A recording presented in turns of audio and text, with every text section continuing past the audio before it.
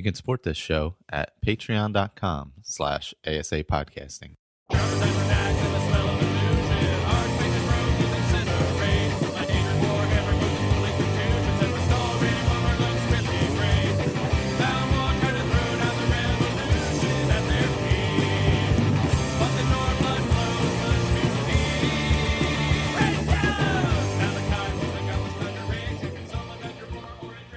Hello, welcome back. Skyrim Addict 201.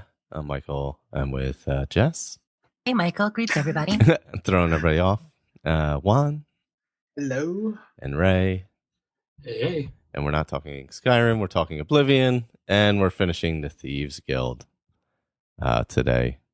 Starting with Spring-Heeled Jack and the Ultimate Heist.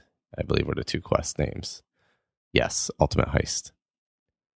So we're back in Oblivion, joining the Gray Fox on his quest to eventually get rid of being the Gray Fox, because apparently he's sick of it. So there is that. Oh gosh, yeah, it's been a while since we did Oblivion. I don't even remember. It was before Anniversary Edition came out, right? Yep. Yeah. Yeah, because probably last episode, end of October, maybe. Yeah, stupid Anniversary Edition came out, and I've still been playing my survival character that I set up, that I've been lightly modding on Xbox. Yeah, I haven't been back to find a bed to sleep in. Oh God! Oh, that's right. You had to. Yeah. Yeah, it was probably six or seven levels. Oh man. Yeah, I was listening to another podcast, and he had his mom on there, and she was making like the decisions, and it kind of motivated me to start a Skyrim character. So just basically going vanilla with all the with basically whatever is added on, and just discovering stuff as it comes along. I've actually been enjoying it. It's been so long since I've actually just played a regular run the Skyrim. Yeah, well, with the Creation Club stuff, there's so much that you'll actually find that you've never seen before, even at low levels, you know. Yeah, lots of new loot. I had to fight an orc who just destroyed me. Oh, the old orc. The necromancer. Oh, there was an orc necromancer. Yeah, he's like because they're talking about a necromancer. Oh, yeah. It's just something that was added. I know that one was added for sure. Yeah. No, I know what you're talking. That's the I forget what it's called, but there's like they're raising the dead all over the place. So there's like hordes of undead everywhere. Yeah, so I started that one because it got a little note. So I'm like, let's go check this out. I think that's the one that added like mort flesh and stuff to the game. Didn't it add mort flesh, or was that a mod? I think it added. I don't know. I haven't seen the mort flesh. Maybe it did, because I know. Yeah, I think it's from Oblivion for sure. Yeah. I think they added some like Oblivion stuff to it, like the mort flesh to it. Mm-hmm. Hope it doesn't have the headless zombies and the fat zombies. Oh God. They need to add. Always scare me. Yeah. Well, it's so hard to see and see them in Oblivion too. Mm-hmm. Oh, I had added Lux to Skyrim, the mod, and I couldn't see anything at all. You played with it for what, like 2 weeks? Or? Yeah, I would go into caves. Like, it wasn't bad, like, because the sunlight comes like right into my face while I'm playing. So at that point of the day, for like that 2 hours, I literally can't see anything on the screen. Because like my eyes are adjusted to the sun hitting me in the face, and then the screen is basically pitch black, and I'm like, I don't even know. Like I walked into like 4 enemies at one point, just because I couldn't even see them at all. See them. Yeah, I mean it is a much more realistic lighting situation. Even in the what's the bandit area where there's like the drawbridge, it's like a big. It's on the north coast, a big cave interior with the big wooden. Oh, the cave with the rack. Yeah, I don't remember. Yeah, there's a big like wooden structure where there's the captain up in his bunk room up there. I forget what it was. Somebody's grotto. Yeah, yeah. That's the Oh, one for Broken when Ore. you have to. That sounds correct. Yeah. Yep. 'Cause Sounds it's part, good. yeah, it's part of the quest where you have to light or turn off the tower light, right? To make the one ship crash. No, it's similar to that one though. Or is that the same one? That's where you follow what's his name to the end and fight him or something. Uh, The one no, who that gives you the one- quest. Yeah. Definitely Broken Ore Grotto. I did check. Okay, it is Yeah. Broken. Okay. Yeah, well, I Yeah, think the I think Argonian from the Winking Skeever. Yeah. I think you fight him and then you have to go get his sister or something. Yeah, she's out by one of the shipwrecks, I believe. Yeah. Okay. I'm confusing my quest. Well, they're very similar locations. Like you're going through Yeah. those long interior caves with water along them the whole way and all that. Mm-hmm. This is the one that opens up into the big like grotto area where there's like a Yeah, I know 3-story the one you're talking structure. about. Yeah. I just thought it was a different quest because basically it's like a broken boat inside the grotto, right? In that one, yes. Not in Yeah. this one, yeah. I think, right? No. Oh, maybe. No, when you go in this one, there's not. In the other Okay. one, there Point is. being, the reason you can't remember, Michael, is because you couldn't see a thing in there. It was too dark. It was pitch black. Yeah, Just even guess in what? that one, even in the big open area, I couldn't see anything. So I'm like, all right, I need lighting because I can't see anything at all. It's light. Given in and pulled an Afghan off the couch and just like covered the windows, tried to make it pitch black sometimes. I know the feeling. It was just so dark. I was like, this is just not gonna work. I gotta. And I was using I would carry a torch and use candlelight, and I still could barely see anything. Oh wow. And I was throwing mage light just so I could see people like randomly running around. I went into the one ship by the Solitude Lighthouse. What is that called? Where the Corsairs are or whatever.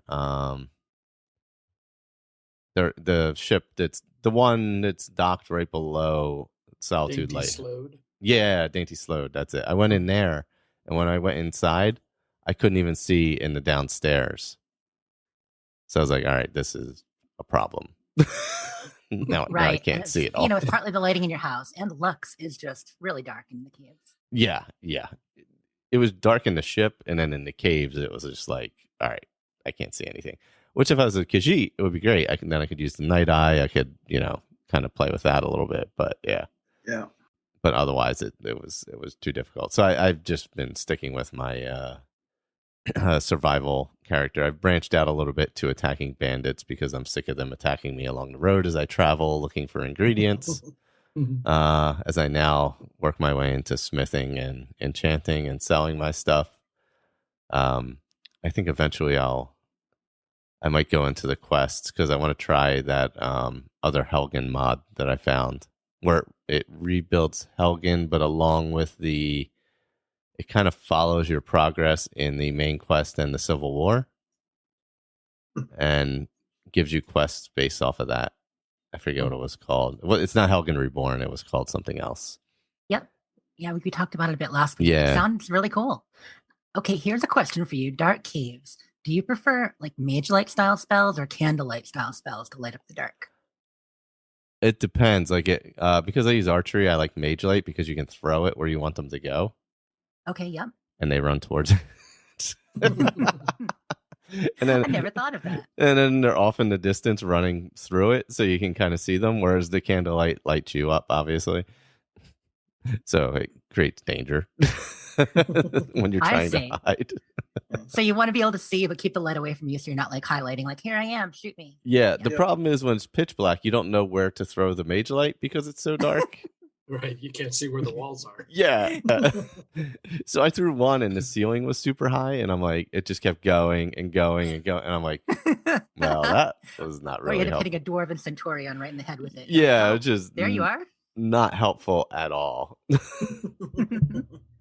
was like, that did not work the way I wanted it to. But regardless, Ray, have you been playing at all, or Not really. Just Oblivion. just Oblivion? Yeah, because that's really the only thing I play on Xbox. Oh yeah, gotcha. It How was weird is it actually to a say benefit that? to be an Xboxer. How weird is it to say that, Ray? Super. Just Oblivion. Yeah, both playing on Xbox and playing Oblivion. Not something I thought I'd be doing a year ago. Are you doing a lot of Oblivion's been a lot of fun. Yeah, have you been doing other stuff with the character, I guess? I was doing the Mage Guild, Oh, okay. although I think I might have got kicked out. Yeah, there is a note about that at the end of this second quest here. We can discuss. Yeah, I haven't gotten back to make it official, but yeah, I think I might. You're pretty sure you got kicked out. Yeah, I know exactly the part you may have got kicked out on. Do you get kicked out or do you get suspended? I don't know. I think it's technically suspended, right? Yeah, because when I was doing the arrow, I went in and I could not sneak to save my life, so I got attacked by everything, including the mage in there, and ended up killing him. And then I got the warning, and I'm like, oh crap! So I just went ahead and just went back to an old save and started over. Yeah. Yep, suspension from the Mages Guild. But I know you can get back in because I have. So Yeah. I figured you could. It was, it didn't seem like that dire of a message. So. Yeah, I think I might actually have been suspended before we even started these two quests from the last one that Juan's talking about, from the arrow extraction one. Yeah. I may actually question. have been. Now, I know they send you on fetch quests and stuff to get reinstated, like collect things for the masters, etc. If you're the guild master, can you still get suspended? Does anyone know? That's a question for Colin. Good question. Am I completely finished? If you're the archmage, can you get suspended? I think probably you can't get like permanently kicked out if you're the archmage. That's my guess, but I don't know because I have never been permanently kicked out. Yeah, neither have I. I don't know. Can you get permanently kicked out? If you're not the archmage, I think you can. Yeah, I think you can be like 3 strikes or 4 strikes and you're out. Oh, then you're completely out. Gotcha. That's true. I mean, if you just, because eventually they're going to run out of fetch quests for you to. Which would be awful because you couldn't do any spell making anymore. If you like doing custom spells and such. Yeah, that was the reason I joined. was to do that and enchanting. Yep, they get you in with the custom spells every time. Yeah. I thought if you got the add-on of the Mage Tower, you had spellcrafting and stuff in there. Oh, is there at the town? Yeah, that's possible. Yep. Yeah, I think you're right. You have your own everything there: enchant items and spellcrafting altars, everything. Yeah, so then you wouldn't need. Fortunately, I can't download it. It won't let me. Oh, really? Yeah, I don't know what the deal is, but yeah, it's weird. I have some issues with the downloads too. I don't know why, and I own them all, but yeah. Well, it won't even let me buy it. Oh, really? Are y'all both playing through Xbox? Yeah. Because I do feel like if you go into the manage games and you can find stuff there, and via the manage menu, you can sometimes download stuff you already own. Yeah. Otherwise, certain things need to be bought through the actual game interface because they're on 360. Yeah. It is strange buying 360 DLC. It is. But it can be done. I have the Game of the Year edition, so I should have everything. Oh, yeah. But I might be playing it through Game Pass also. Oh. So it's very confusing. That's the problem. Mine says Game Pass as well. Yeah, oh, no. Yeah. And I have the disc in there. So yeah, I'm confused. I think it creates some kind of weird issue because it's on Game Pass. Well, I'll take a look at my settings and see if I can figure them out because I definitely have it installed with all the Game of the Year stuff.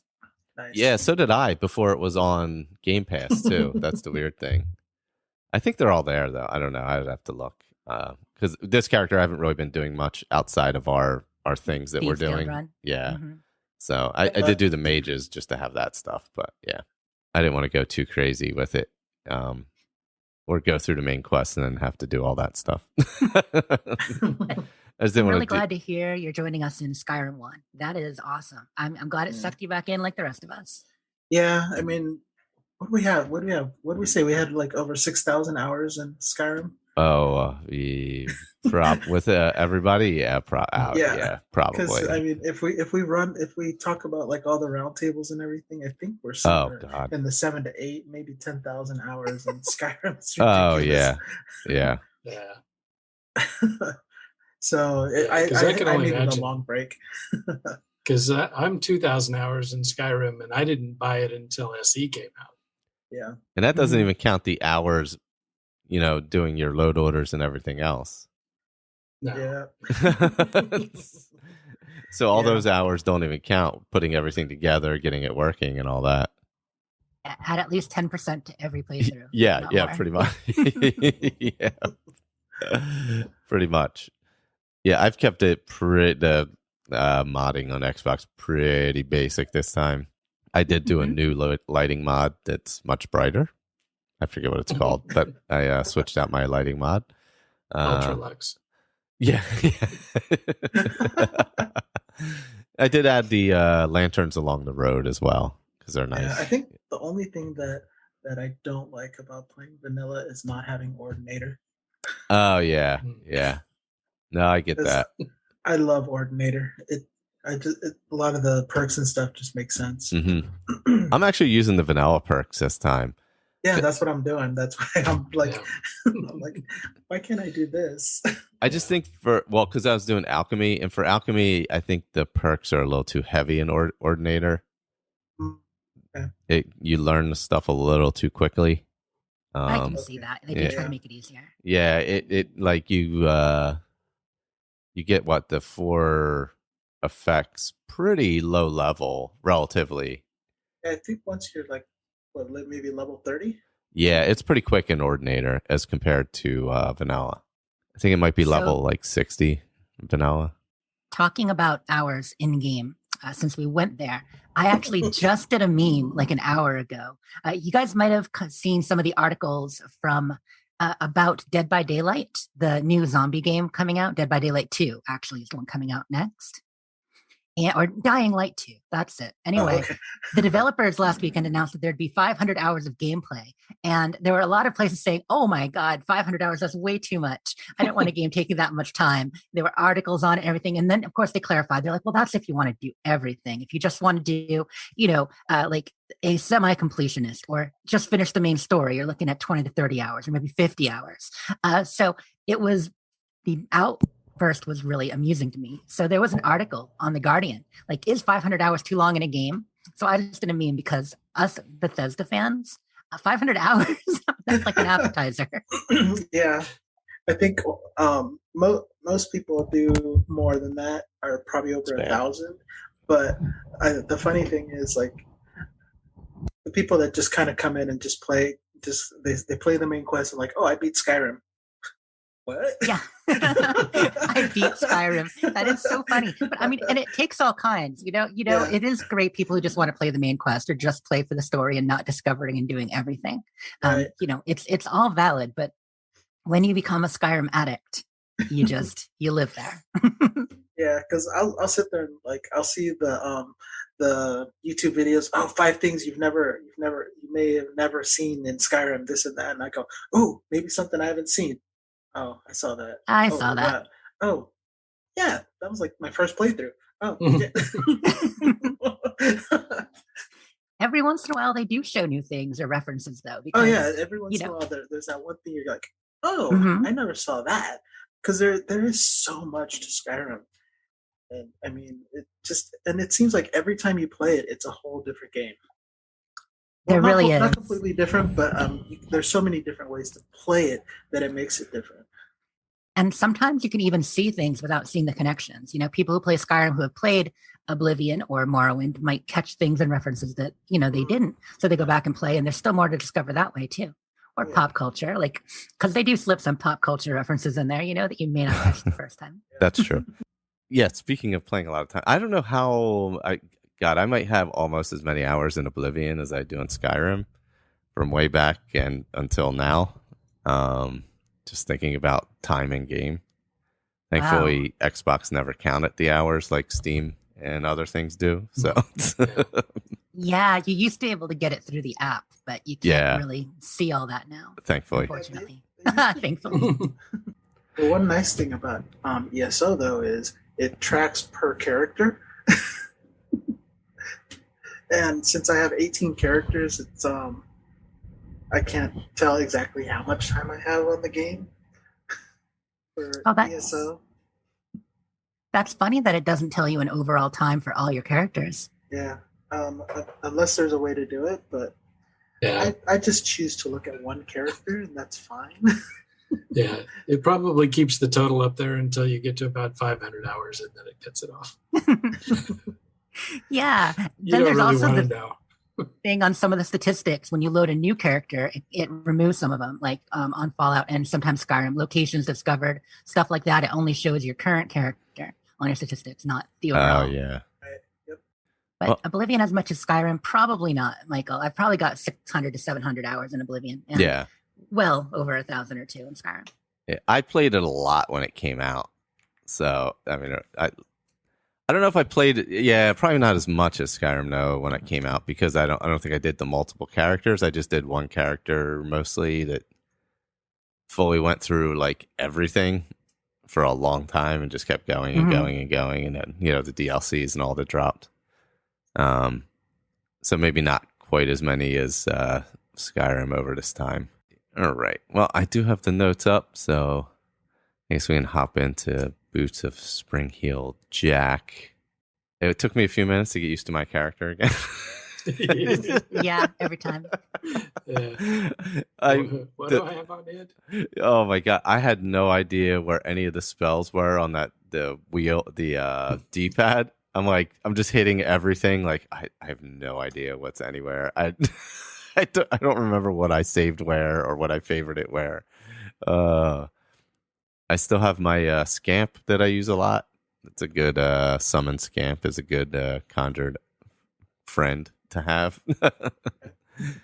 And thankfully I found the chameleon armor prior to one of the other quests. I forget where I found it at. I found it at some random fort or something on an enemy. And that's been that did me well in this run, I will say. So we start out, Amuse, he finds you wherever you may be, whatever city, whatever random city. And you have to go to Cheydinhal to Ganrendel's house and meet up with the Grey Fox. I think that's, 800 gold you have to have fenced at that point or something like that? Yeah. 800. Surprised it's not more. Yeah, me too. It's not a lot because, I mean, I fenced 1,000 pretty early, pretty quickly. Mhm.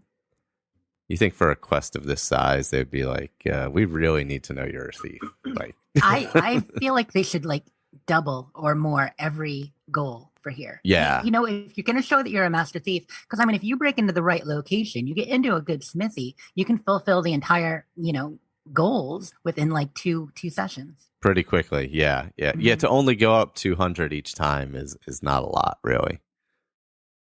I mean, unless they expect you to be like a petty thief where you're just taking silver goblets and Hundreds of silver goblets. Let's see. So the Grey Fox, he tells you the tale of a famous thief, Spring-Heeled Jack, who died 300 years ago and was put to rest still wearing his enchanted boots. Allegedly. And then of course, your quest is to find Jack's final resting place. It lets you know the only known descendant is the Earl of Imbel, who goes by the name of Jack Bin and lives in the Imperial City somewhere. So you, of course, elicit your crew of beggars around town, and if you speak to one of them, they'll kind of let you know. Apparently, there's a second source of information, too, which I did not know. Outside of the beggars, certain days of the week, there's Gemellus Axius roams around the market district, and he's the servant from the house. Yeah. That's why. Okay. Yeah, he works for him. And he'll let you know the same information as the beggars, and also kind of like let it drop that he has a rare skin condition that forces him to sleep during the day. yeah. So so there's two ways to actually find out. The most likely way is the beggars, but I guess randomly you could come across him, or if you know the quest line and purposely want to do it that way, you could come across him. But yeah. So his house is in the Taos Plaza, kind of like on the inner circle, I believe. Did we lockpick his door or spellcast his door? Oh, yeah, because that was a hard lock on his house, right? Yeah. Yeah, I picked it. I was fine. I had 75 lock picks, so I was good. Yeah. I had to lockpick it too, and it was not too bad the first time that I did it. Oh no. Oh, did you not save, or did you get caught immediately after? The guy that you were talking about, his assistant, Oh yeah. don't kill him.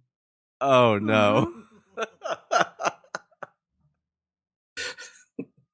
You think we're already doing the Dark Brotherhood quest line, don't you? Oh, man. So I mean, in my defense, there's so I had to replay this quest several times for various screw ups along the way. But so the first time I went and broke into the guy's room and then found the journal, and he told me to go. It says to go to find him, and so I'm running around, and then this guy comes up and I talk to him, and he gives me a key, and it's the Earl, and then he's like, he's hunkered down, he's afraid of me, and so I just I walk away and head to the next lock, and as soon as I open the lock, he comes in the room with me, and then starts attacking me, and ended up killing me. Oh. And because I didn't know what was going on, so the next time, after I talked to him, he and this other guy are in the room, and so I figure, okay, well, I just have to kill them both. So I killed them both, and come to find out I wasn't supposed to. But I figured, no big deal. Oh man, I got a lot of cash. I'll just pay the blood price. But first, let me take these boots to the Gray Fox. Oh, you can get the boots off him if you kill him there? Yeah. Oh, wow. But evidently there's a bug. Oh. And so he's, he essentially says, I don't want to talk to you. Thanks for the boots, but, go away, leave me alone. Oh. And it says that you have to go pay the blood price.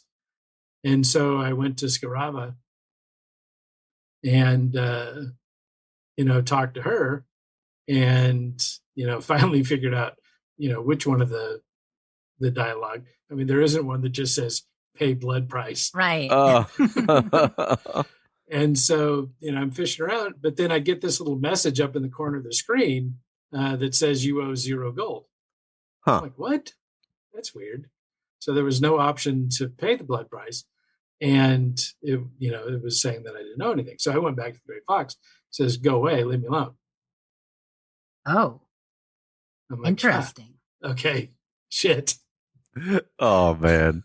So if you had gone to try to pay the blood price first, do you think it would have worked? And then you could have done that and then turned in the boots, or you just don't know? I don't know.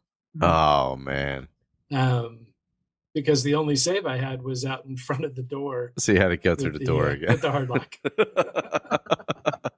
Oh God. Oh. Yeah. So that's much not better great. the third time. Yeah. Yeah, no, it wasn't bad. I went in, I snuck upstairs pretty easily and then snuck up. They were both in the upstairs before you go up into his quarters or whatever. So I snuck up those extra steps and broke into his quarters, read the thing, and then came downstairs and talked to him. So then, of course, he sent me down to the crypt in the basement. Let's see. Yeah, so you go down into it's his study. You get the book that's on the genealogy, and then you face him, and he sends you down to the tomb. Yeah, so I went under there. The first time I got all the way into the tomb and kind of triggered a bunch of vampires and stuff that are down there, and also got arrested while I was down there. I think for breaking into the house. Yeah, so I got arrested when he was following me, Yeah. because every time I'd pick a lock and go through a door, he'd follow me in. And then about the third door in, the guard finally made it in from the street. Yeah. And busted me. So, and those Imperial guards are tough. Yeah. He busted me in Spring Heel Jack's tomb. Oh yeah, in that room. Whoa. I'm like, all right. And so by then I had completely screwed up and had to start over anyway because I was dead, so it really didn't matter. Yeah. So basically he tells you to go down to the basement and go into the creepy crypt. It is of course recommended that you can either lockpick really well, have a lot of lockpicks, have the skeleton key, or have the spells. Yeah, I've got the spell that does easy and very easy, but I just at the end of this series of quests, I finally got to level 50 in Or alteration. average. Yeah. And so now I should be able to go by the average. Oh, nice. Good. Well, apparently, Gamelis also has a key that will open some of the locks in the tomb. That's actually the way I did it, because I broke in at night. I figured I'd wait till he left, and then I broke in at night, and then I was kind of sneaking around, and I saw he was sleeping, so I picked his pocket, and I got the key. Only the key, because I'm always afraid to grab more stuff. And so that opened up most of the doors except for the one that said needs a key. Oh yeah, yeah. But I did find the genealogy, and it said, well, maybe with a little convincing, I can get him to let me in or tell me where he's buried. Yeah. Because the book doesn't say anything. So I stood by the door, and I saw him coming, and he went right through me. Oh, really? The house. So I had to turn around, go in the house, and I talked to him, and that's when he was cowering and everything. Oh yeah. And he handed me the key. Then I went downstairs. I guess he was expecting all the vampires down there to take care of me. Yeah, I think that's the gambit. Is like he's just like, I'll just send him into the crypt. He's not going to come out anyway.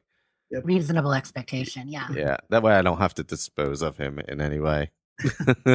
Yeah, because I managed to get all the way to the matron and killed her, and I opened his coffin, and all I found was the journal.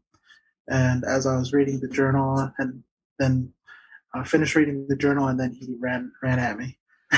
Yeah. But by that point, you already know that he's a vampire, because there's vampires everywhere. Well, that and the journal. Oh yeah, the journal. Yeah. The journal If you've tells read you. it. Yeah. And I think he's probably over 800 years old or something. Yeah, he's old enough to forget things for sure. Yeah. And yep. So, and then I just managed to get the whatever it was I was supposed to get. Oh, the boots. Yeah. Yeah, I got in, and the second time when I didn't get arrested, I ended up just sneaking past everyone. Got in there, read the diary, which there's like a couple entries in it, and he remembers the man who was a great thief dared to steal from Nocturnal. What was the other thing? Second entry was I begin this second entry in the second volume of my diary on a momentous day. Actually, it is the night when my second life begins. So that must have been when he became a vampire. Yes. Yeah. I am Nosferatu, a vampire. Tonight is the first night of eternity. And then 13 years later, finds it again. And then 89 years later. And yeah, so you get. Yeah, and he wasn't really loving eternity as much as he thought. Yeah, he was getting a little, a little over it. And then I think on the final one, he said, I don't even dare to calculate how many decades it's been, but he said he found new life. Yep. Yeah, because he's basically just trolling the city, eating people at that point. I seem to recall having a famous partner, but his name escapes me no matter. I've grown beyond the friends and partners. Yeah, so I snuck in, and then if you've played through the quest before, you obviously know Jackman's coming, or whatever, Spring Hill Jack, whatever you want to call him. Mhm. It's coming as soon as you close the stupid journal. Of course, the first time you play it, it's like, what the hell? Because he's pretty, he's got some pretty good gear and usually a pretty good weapon on him to take care of you. So I have a bow, and I have a lot of poisons that I've made. So I use my poisons and my bow. That's generally and my scamp, just to kind of distract people. Which in the next quest, I actually used the scamp a lot, not as to fight, but to distract things. So yeah, that's after you kill Jackman, that is where you get the boots. So he's definitely a surprisingly tough battle, especially because, like, I snuck through, so the other vampires were still alive. So I had to kill him within the tomb so they didn't get triggered. So I had to kind of let him. I had to like kind of kite him all the way in. Otherwise, Did the like, matron at least see you? What's that? Did the matron see you, or Nope, just him. because I thought, okay, nice. Yeah, so it's just him because I was far enough in the back, like, you know how it's like a T shape when you go in. So I went all the way to the whatever side, to the right, I guess, or whatever. So I wasn't near the door. So thankfully, I was able to somehow not alert everybody else in there, because that would have been a complete mess. Fortunately for me, with sneak and my bow, I was able to take out all the vampires, and it was kind of a drag because in there, the first time I went through there, I ended up with 2 dwarven bows, which were better than my silver bow. Yeah. And so when I went through the third time, nobody had a dwarven bow. Oh, oh man. Yeah, You're still fairly low level then. Yeah, I'm level. I think I've leveled up twice during these 2 quests. So once during this one, and then once during the next one. Okay. And so I'll be level 10. Oh wow. Okay. Yeah, I'm level 17, which is still pretty low. All really low for this, the end of this quest line for sure. But when we're focusing on just one guild instead of, all of them. Yeah. Changes it. Yeah. For sure. Yeah, so after you get done, you go back to Garendel's house, and or Red Hell's house, however you say it. And of course, Gray Fox is there. He says capital. He takes the boots.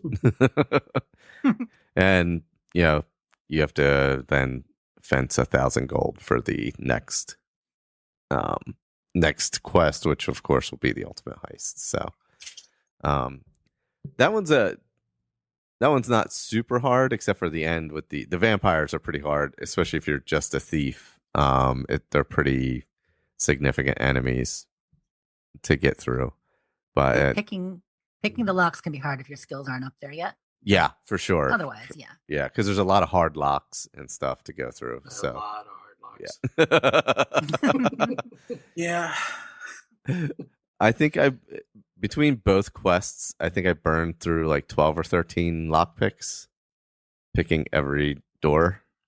So not too bad. I had a few that I burned a couple, and then the rest I was pretty good on. But yeah, the ultimate heist, you are picking a lot of locks. Yeah. So I think I used 50. I can easily see that. Yeah, there's several hard locks. But so Amuse finds you again. You go to Othrello's house in the Imperial City. I believe that's in the Market District, if I'm not mistaken. Elven Gardens? Oh, no, Elven Gardens. You're right. Yeah. I was thinking it was at the end where those shops are, but it's in the Elven Gardens. So you find out you now need to steal an Elder Scroll. And that this will be the most dangerous task, and you have to be prepared. And also there no blood price on this quest. Thank goodness. Yeah. I didn't kill anybody though, so there's that. Maybe Me neither. I was afraid to. Yeah, I was afraid to like alert people. Yeah. But yeah, so you get the arrow of extraction back. It's fixed. You get the boots back, and you're sent off on your quest. Basically, you have to go. First, you go to the palace basement for to go to the Glass of Time to start to open the entrance to the old way, which then allows you to get into to the where the hell is it held? The library. To be able to sneak in to get to the library to get the Elder Scroll.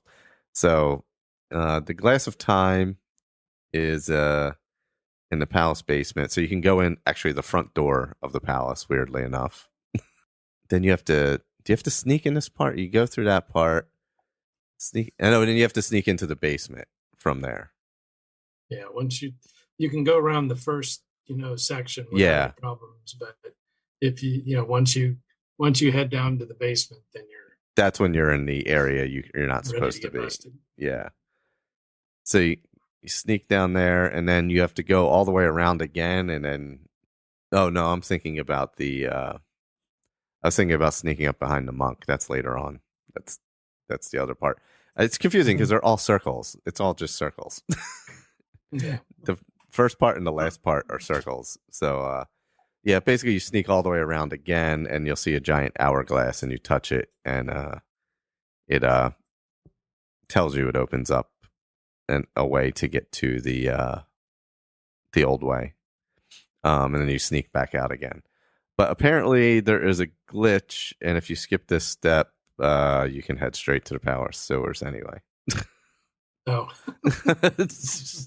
So apparently that's something too as well. Going through the city sewers, you have to enter through the Arboretum. There's a tunnel there.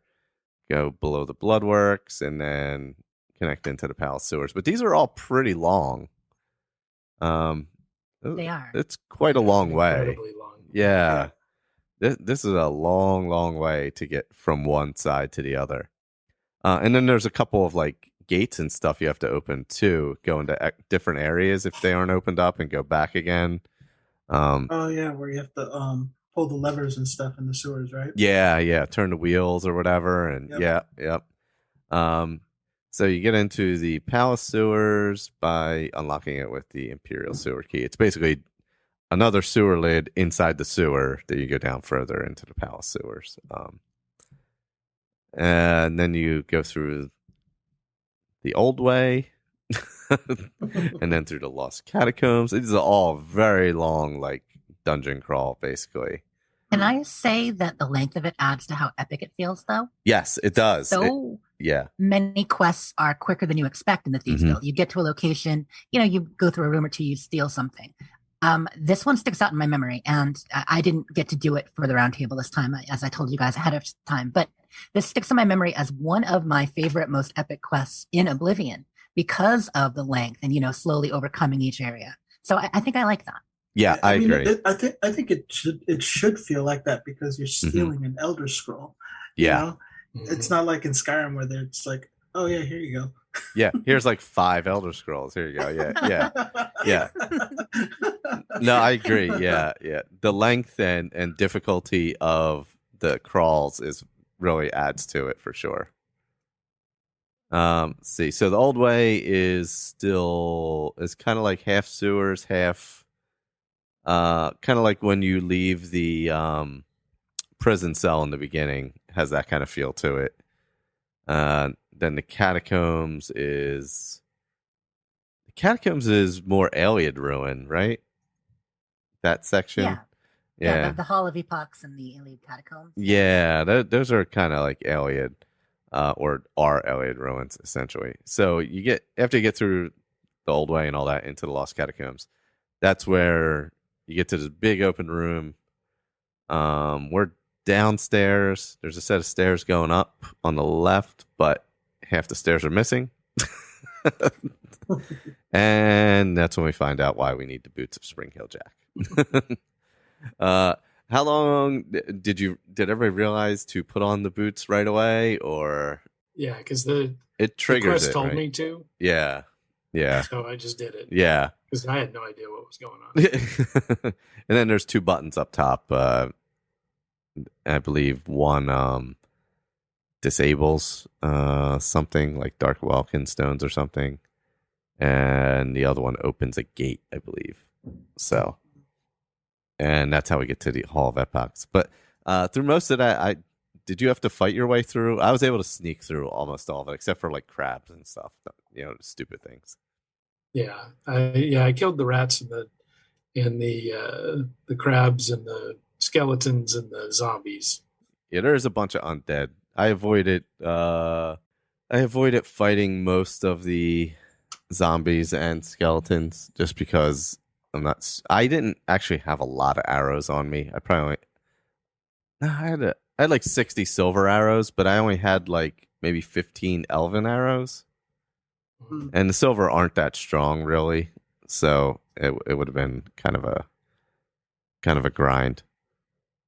And I did have a couple of the guys with the staff. What are they called again? They begin with a D. They're like undead, but they're what the heck are their names? Not a lich, was it? Maybe it was. Maybe it doesn't begin with. Maybe I'm mixing up with Dremora. Yeah, because I'm like, it's not a D. No, it's not a D. It's a yeah. I'm like bouncing between two games. Yeah, I had like two of those guys floating around too in different areas. But I don't know if that's level. Yeah, maybe it's a leveling thing. Yeah, so what level are you? I don't remember actually. Okay. Yeah, but I think you start to see them after like level 20 or something. Yeah, maybe I'm like just above that because I didn't have a lot of them. There was like one here and one in a different area. But yeah. So you get through that area, and that's when you get to the next zone, which is Hall of Epochs. And once again, you get to a big chamber. There's 3 stairwells, and then you look up and you see I think there's 3 statues when you're looking up, a giant one and 2 smaller ones on the side. Yeah. And if you get close to it, it tells you that's where the keyhole is. And if you've never played it before, it will take you 4 to 5 days to figure out how to open the keyhole. Yes. Yeah. Fortunately, I got, so I went up and climbed around and was just kind of walking around trying to figure out, okay, where am I supposed to be? And when you get close to the back, it pops up and says, this looks like it can move. You got to figure out how to open it. Yep. Yeah, that is helpful because otherwise you're just like, huh? Yeah. and fortunately, when so that you've had to go around pushing buttons and pulling levers and stuff, leading up to this. So I saw the door to my left, and said, okay, that must be where I need to go. Yeah. So you head in there. Yeah. And then you push the button, and then you come out and think it's what you're supposed to push, but it's not what you're supposed to push because that just lets you into another area. So then I saw the door that takes you into the next area. Yeah, and then you got to follow that like all the way down to the end and through a couple chambers, and there's a push button. And I actually had another lich in there as well, standing guard over the button. Unfortunately for me, being as low level as I was, there wasn't really anything that tough. Yeah, there was mostly skeletons, but there was one of those guys at the end. But I was able to sneak past. So then you come back out, and both giant blocks are gone, and of course the enemies that were within those blocks are now out. But yeah, yeah. Unfortunately, I knew they were there because I've got that fin gleam helmet. Yes, me too. And so when I'm walking around trying to find out how to move these things, it senses them inside those blocks. Yeah, same here. I was wearing it too. So I also had gauntlets that showed like 85 feet of life detection. So because I think Fingleam is only like 25 feet, so I was wearing the gauntlets were like 85, so that was kind of helpful. Yeah, so those are funny how it adds those. Yeah, right. It is helpful. They all stack. It is nice because you can see from way further away. Because once you get the cowl, like you can see every creature in Oh yeah, because that's like in caves and stuff. that's like what 125 feet or something. Yeah, something like that, or maybe 180, depending on your level. Yeah, it's far. Whatever it is, Yeah. it's far. Yeah. So you go into the center of the room. There's a pressure plate that you have to stand on. The statue on the other end of the room, I believe it spins around, right? So you can see, or the keyhole lights up where you're supposed to hit. Keyhole lights up. Yeah. So you need, of course, a bow. If you don't have a bow, there are skeleton archers in the other room that you have to kill and get a bow. But definitely do a test with a non arrow of extraction.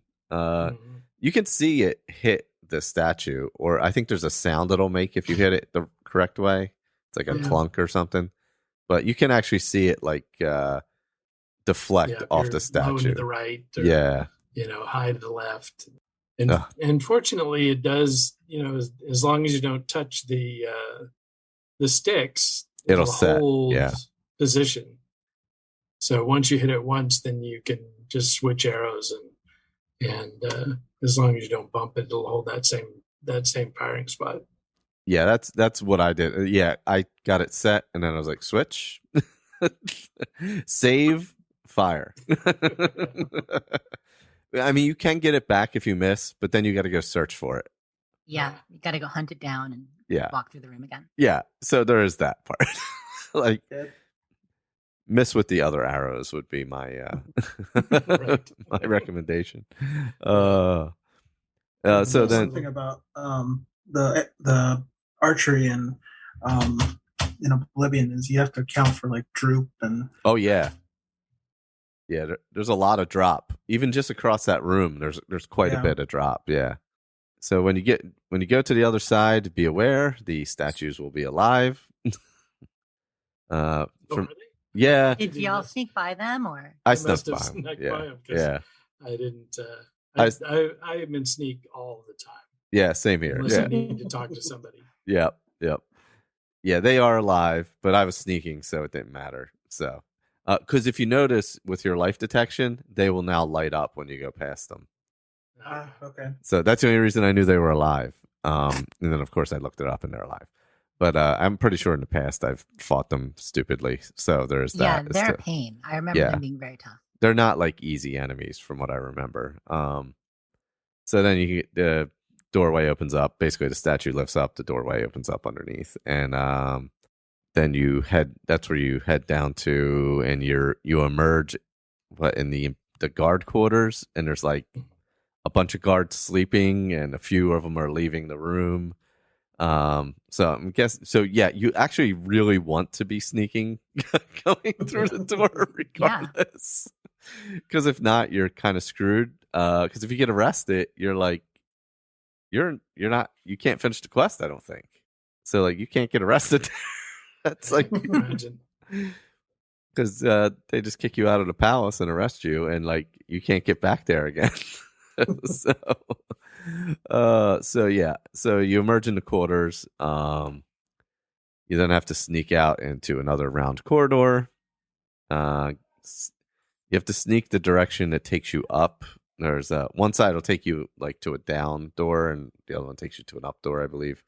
But you want to go up. Obviously, the arrow will show you, the quest marker will show you. But so you go up to reach the library level, and when you get to the library level, is where if you can sneak around and get to the door to enter the library, I believe, but it's locked, right? Yeah, you can't pick it. It has to be opened by a mechanism. Yep. So then you got to basically sneak completely 360 or 352 degrees all the way around to right behind the monk that you're looking at through the gate. And there's a lever. If you look through the gate when you get to the door, you'll see the monk and you'll see the lever. Thankfully, everybody on this level is blind also, which is helpful. But you can sneak all the way around, pull the lever from behind him, sneak all the way back around again, and then you can enter to the door. So I forgot that you're supposed to sit in the chair and went upstairs and got arrested and had to start over again. Which thankfully I had saved like when we went into the guard chambers, but I was like, oh, jeez. Or no, I got attacked by the moth priests and killed, whatever it was. But yeah, don't go upstairs and talk to them. Go sit in the chair you're supposed to sit at, right at the table. Yeah, because if you talk to them, then they know you're not the lady that they were expecting. yeah, that is the problem. Was it Celia Cameron? So go sit in her chair, and they'll bring you the Elder Scroll. Once you read it, which apparently in Oblivion you can read it and not go blind. So there's that. That's positive. Also, I guess there's some useful items here in this room. There are 2 shadow scrolls on the bookcase, which are chameleon spells. They give you like 50% chameleon. So like if you need to, for that last part, that's actually probably pretty good when you get to the battle mage and all. I missed those. Yeah, I didn't see them either. So I only know that because of the UESP. So you go up the stairs, a spiral staircase. There's a door up there. It's a hard lock, I believe, that you have to pick to get through. And then when you come through, the battle mage is kind of circling around the 2 areas of her chambers, I believe. There's like the area you come into, and then like the back room or whatever you would call it, or whichever quarters it is. Did you have to pick the lock in that room too? I don't think so. Not to go from the one door side. Was open. Yeah, because she's circling around, right? I never did see her. Oh, no? Oh, well, that's good. Oh, you didn't see her? Oh, I thought this is where you got kicked out of the Mages Guild. I think it was when I killed the guy in, was it Burville? It's Evangeline is the woman here that can get you kicked out of the Mages Guild too, because she is a member. Yeah. She's the head battle mage or whatever at the library. So I thought this was where you got kicked out. Yeah, if you kill her, I didn't kill anybody in this one. Oh, okay. I think it was the guy that I killed in Burville. Ah, gotcha.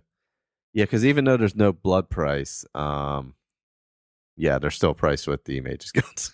So there's that. So if you don't know where to look, go look in the fireplace. Because that's the way out. Otherwise, you're just like going to look around a lot and not get out anywhere. So I always just jump down with the boots on and then lose the boots. But apparently you can do it without the boots. Yeah, take off the boots and you can survive the jump anyway, a lot of the time.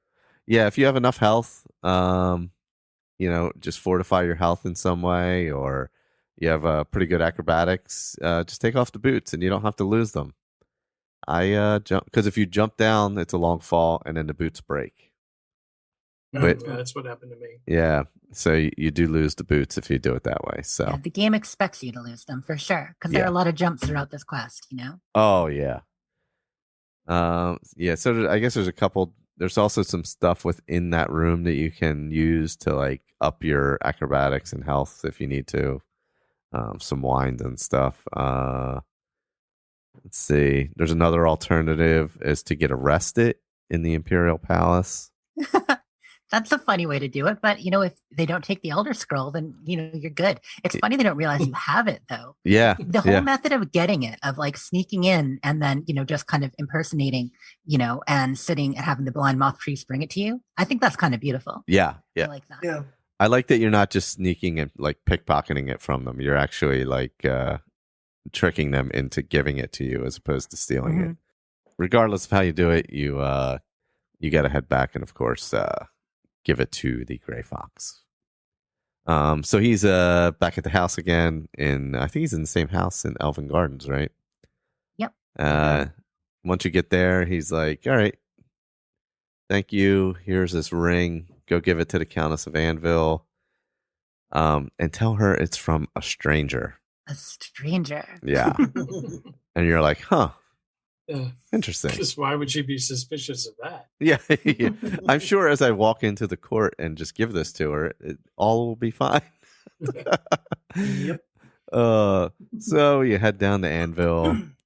show her and the. he tells you that she might cry, but she Oh, also might get angry. Yes, yeah, that's right. Yeah, she might get So I'm angry. like, okay, great. Yeah. I'm just waiting for her to call the guards to kill me. Yeah. Seriously, walking into trap. I mean, what better way for the gray fox has proven to be, relatively considerate about his people. But if he wasn't, what better way to, just get rid of you? Exactly. Something like that. Yeah, yeah. That would be like the perfect, like, oh, here's the thief who stole the ring from the countess and killed her husband. And now he's in prison for life, and he's saying it was the gray fox. Yeah, right. Oh, so you show her the ring, and she's like, "Oh, that's from my. It's the wedding ring of my long lost husband who disappeared 10 years ago." And boom! At that moment, stranger guy shows up. He's also it was the master forger as well that you used earlier, oddly enough. So the gray fox is the master forger? Yes. I never realized that before. I don't know why I never put that together. Because he's called the stranger when you go to meet him, and he does the forging. Yeah, I didn't even notice. Yeah. Yeah, it's cool that they tie that They together. all look the same. Yeah. Well, yeah. It's not super. They're not super distinctive. All the people. Yeah. But yeah. So he is the master forger as well, and so he, approaches the throne, and he says what what Daraloth did about stealing the cow from Nocturnal and all that, and says he's her husband and the gray fox. So he uses he received it from the previous guild master, but not Daraloth himself, because that was like 300 years ago or whatever. So right. No, it's been passed down for ages. And he earned it. And because of the curse that made the Elder Scroll to break, he could not lift it. You know what I mean? He was stuck, cursed for no one to remember who he was. Which, I mean, what a curse. It did allow him to play many roles in the guild, I'm sure, and do a lot. But, after a while, a person doesn't want to be no one. Yeah, so. Because basically it erases your history once you become the gray fox. You are no longer in existence, which is why he's no longer her husband at that point or whatever, and been missing for 10 years. But he was the one who realized that the Elder Scroll could break that curse. And by doing so, he's now recognized by the Countess Umbernox. But in order to do so, he has to renounce his life of crime, which I think at that point he's kind of ready to do. Anyway. Yeah. So then you get the cow and the title of Gray Fox. The guild has been restored, but your history isn't erased, but history is changed because the curse was lifted, basically. Yep. So when you're wearing it, it affects you so that everybody just sees you as the gray fox and has no idea who you are. And when you're not, it is fine. I think it's awesome. If you take it off in front of them, they won't even know that you took it off, right? They like if you're the gray fox, if you go into a city as the gray fox, you will immediately have a bounty. Right. But as soon as you take off the mask, you do not have a bounty. Well, unless you have a bounty. But in general, the gray fox has a bounty. Yeah, the gray fox always has a bounty. You will have whatever bounty you have or have not. So if you don't have a bounty, you won't have one. But I've had this happen in the past where I've taken it off. But I think you have to take it off in the presence of the people, of the guards. Because I've taken it off when I'm away from them, but still being pursued. And I still keep getting pursued. Oh, interesting. Yeah. I don't know if it was a glitch or you actually have to take it off and they have to see it. I would think more like a glitch. I mean, you're supposed to be able to do a crime, walk away, take it off, and no one knows it was you. They assume it's the gray fox. Yeah. Well, I mean, I guess they know they're pursuing somebody. Yeah. That's what. Yeah. I think that's what happens. That could be where it glitches. Yeah, I think that's what happens. That there can be a bit of a glitch that way. Yeah. So it won't change a bounty, but if they are pursuing you, they're still pursuing you. Yeah. Right. That makes sense. Also, the Count's name is Corvus. Yes. Of course, a little stereotypical, but kind of cool. And Bethesda liking it, like in the Dishonored series, the main character was Corvo. They like the whole Raven thief thing. Yep. So you can then travel to the waterfront, head into the Thieves Guild, and upstairs you go to your quarters and that basically completes everything. When what's his name's in there? I can't remember his name. The first guy you come across to enter the Thieves Guild. Armand Kristoff? Oh, Kristoff. Yeah, Armand Kristoff. Yeah. Yeah, so you talk to him as the Gray Fox, take off the hood. He'll immediately, it's very fun to mess with him and take it on and off while talking to him. He's so he goes from praising you as the Gray Fox to just talking to you as a normal guild member over and over if you do that. So yeah, but yeah, you get a nice little player home too if you're interested in using it down by the waterfront. It basically, in the area where you first meet him, the door there, you go in there and you can enter your guild hall. So yeah, it's funny. The whole time it's called the Garden of Dariloth, but you don't actually ever get access to the house Dariloth until you finish this. Yep, until the very end. And then ties it all together, and now you are head of Thieves Guild. Yay.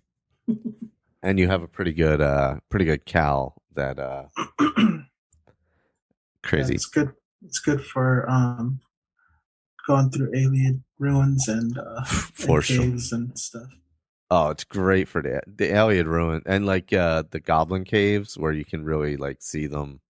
Yeah. Some of those large like expanses in the center and stuff where like some area goes down, some is up. There's Yep. Mm-hmm.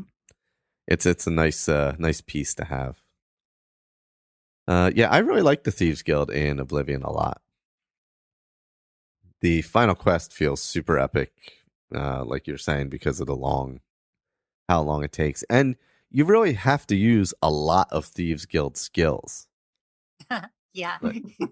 Yeah. Unlike Winterhold or something. Yeah. Like you can't, like, yeah, you could do it another way. Like you could, even if you lockpick it with magic, you're still technically using a Thieves Guild skill realistically. Yeah, you're still breaking in. Yeah. Like, whereas in Skyrim, it's just I have two cats going absolutely insane, by the way, right now. In Skyrim, it's just another like dungeon crawl battle the whole way.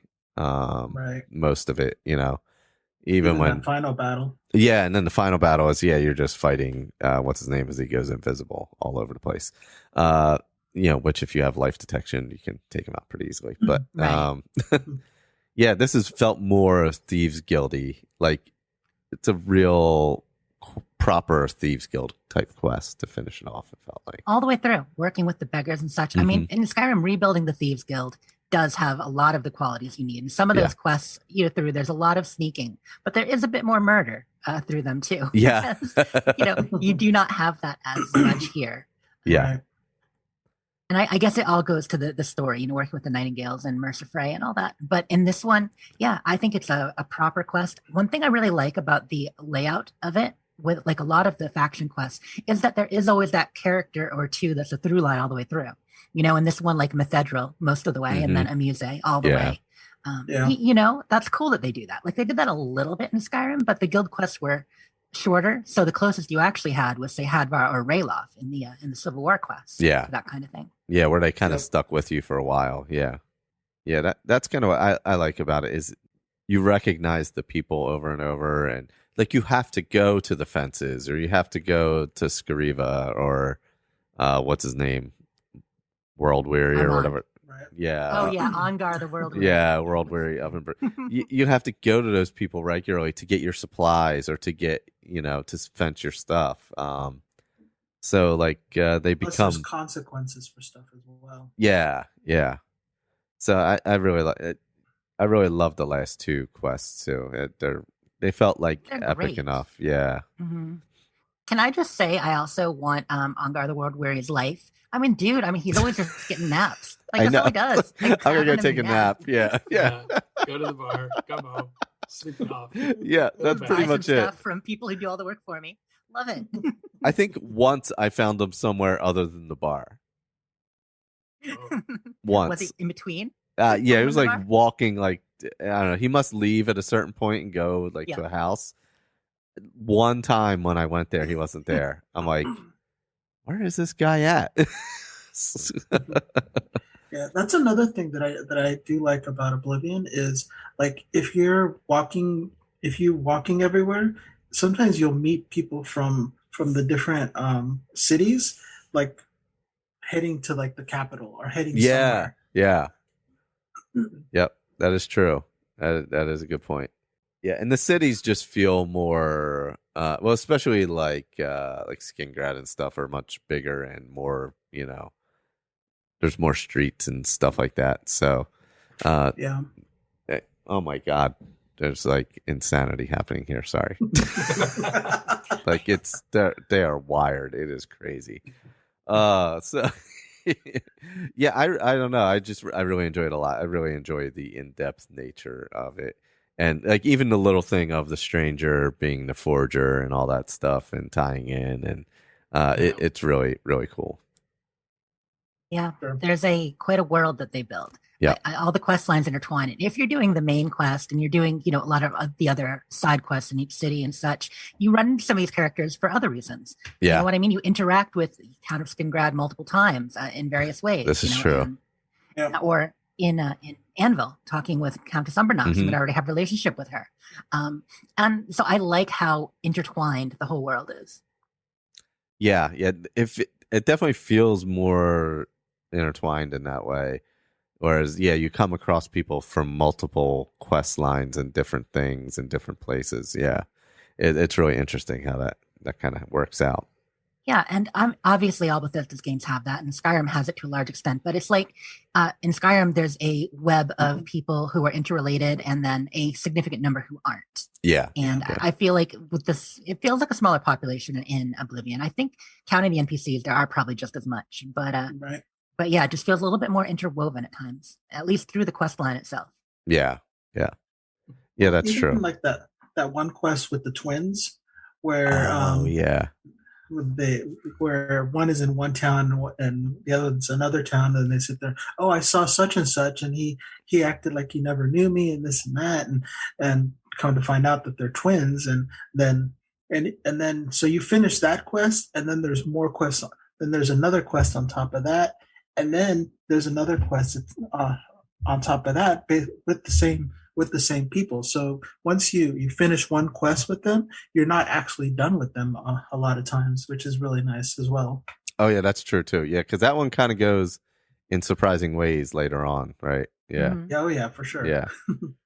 Yeah, there's like multiple levels to that one. Yeah, I'm looking forward to the Dark Brotherhood too.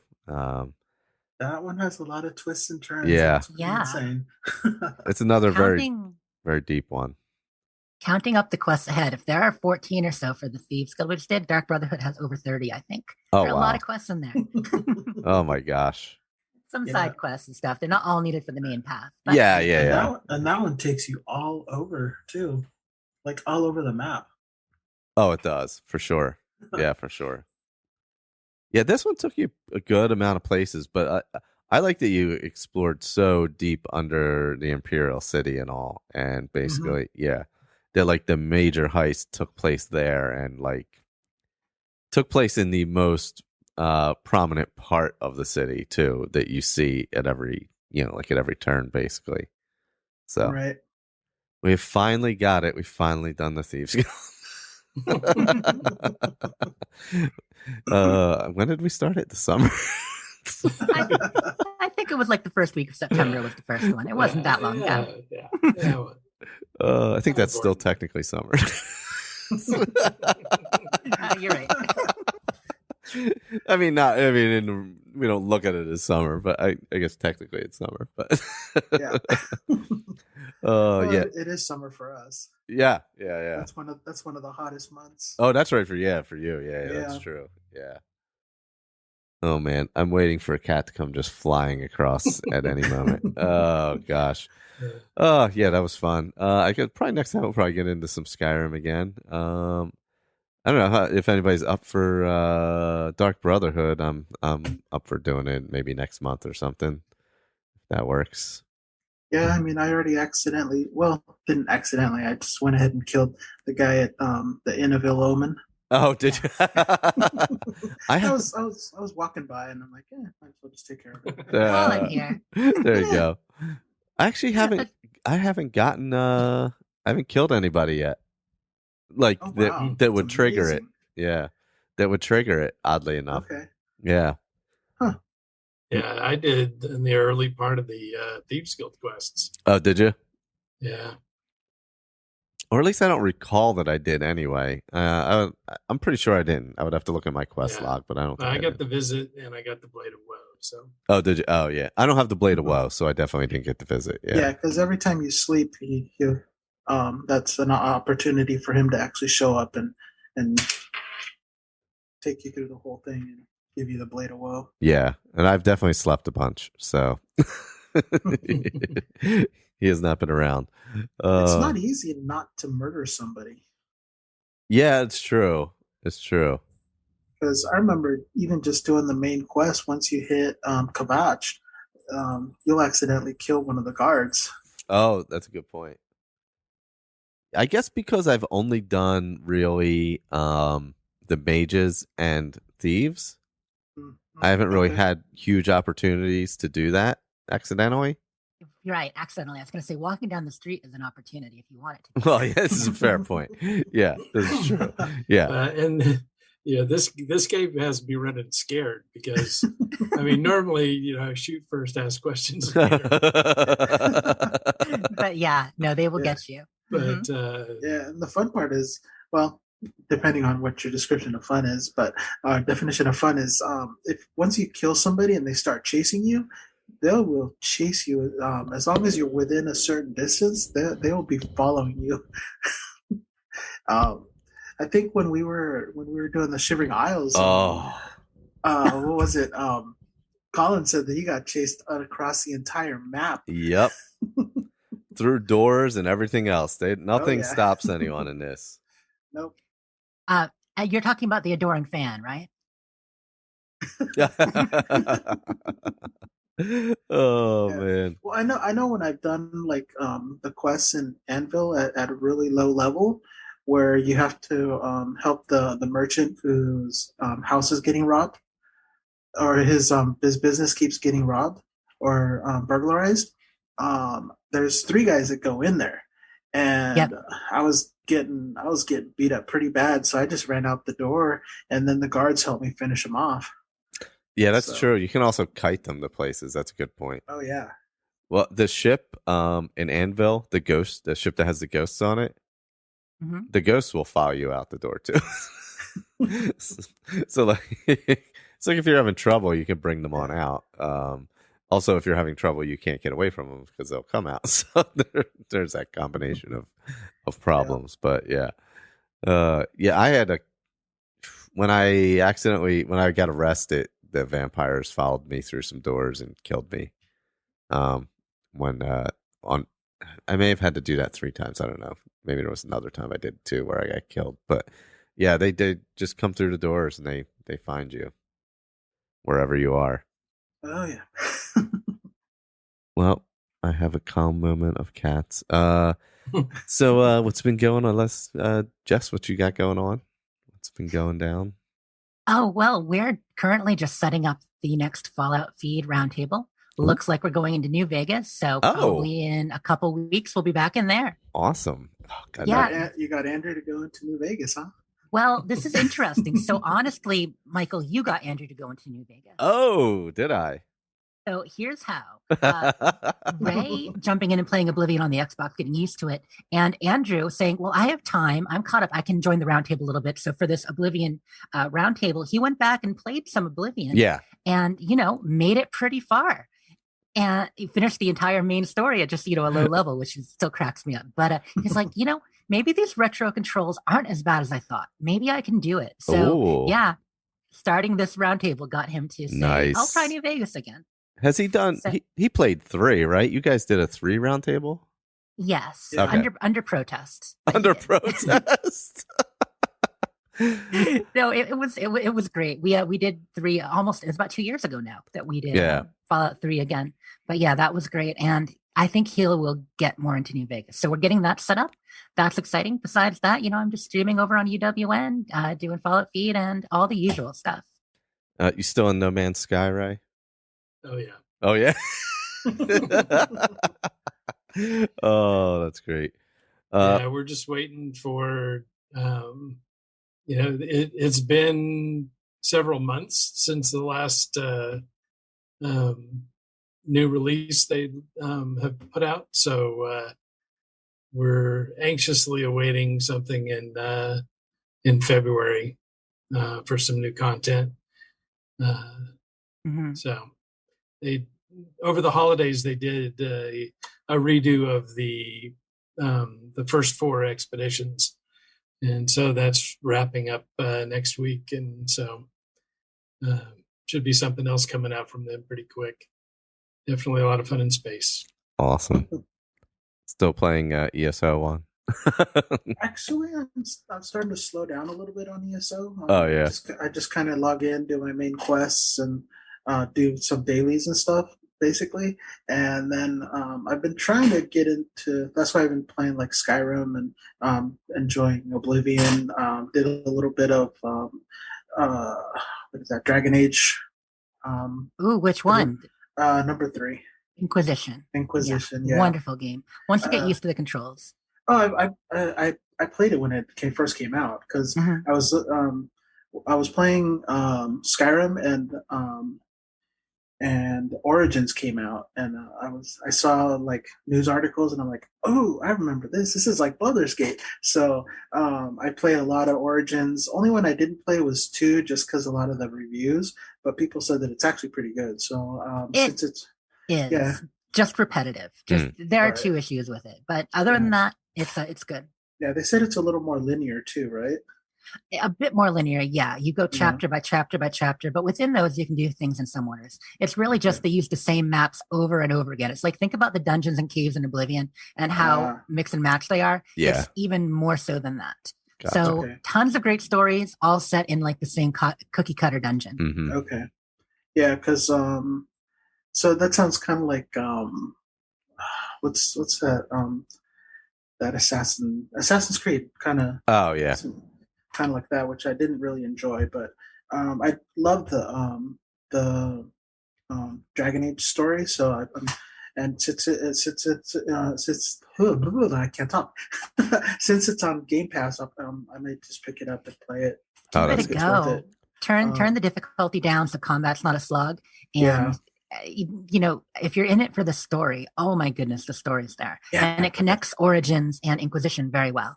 For sure, yeah. Because I'm wondering what the hell happened with Ileana and all that, because something had to happen in the middle.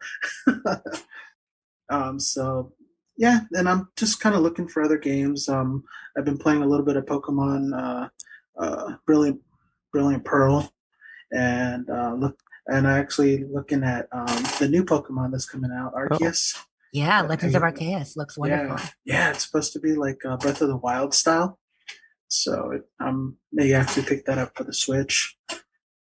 So definitely trying to broaden my horizons a little bit. I've been stuck in ESO land for a little too long. Oh gosh. It's a great game, and there's so much to do, but yeah. Speaking of Game Pass, the Hitman latest trilogy hits Game Pass on January 20th. I played it all on those maps. Yeah, I played it on awesome. PS. I played it on the last one on PS5, which was great. But yeah, I previous to that I played it on Xbox. But it's like it's not quite a first person shooter, right? Because it is, but it's more because it's so stealthy. You're not like you can run around and just kill everyone, but it's more of a third person stealth game. Yeah, it's more gamified. Yeah.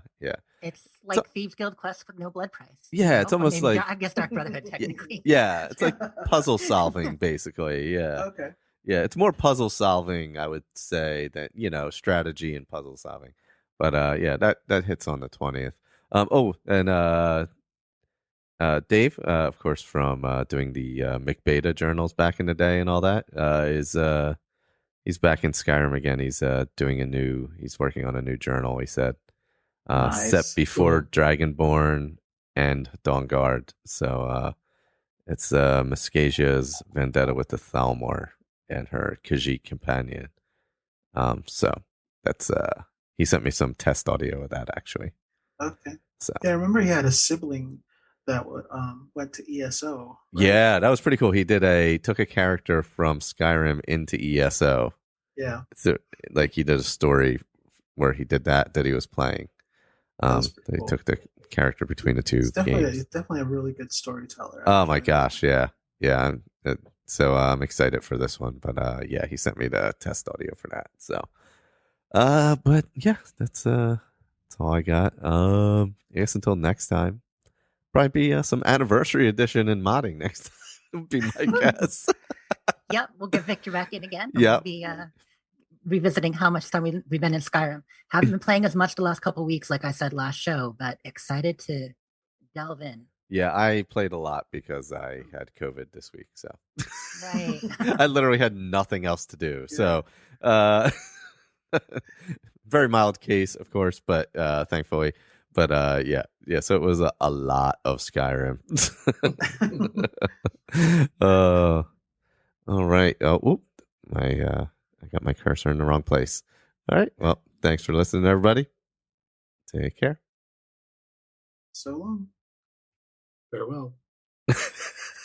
Avita saying goodbye. I was waiting for to you.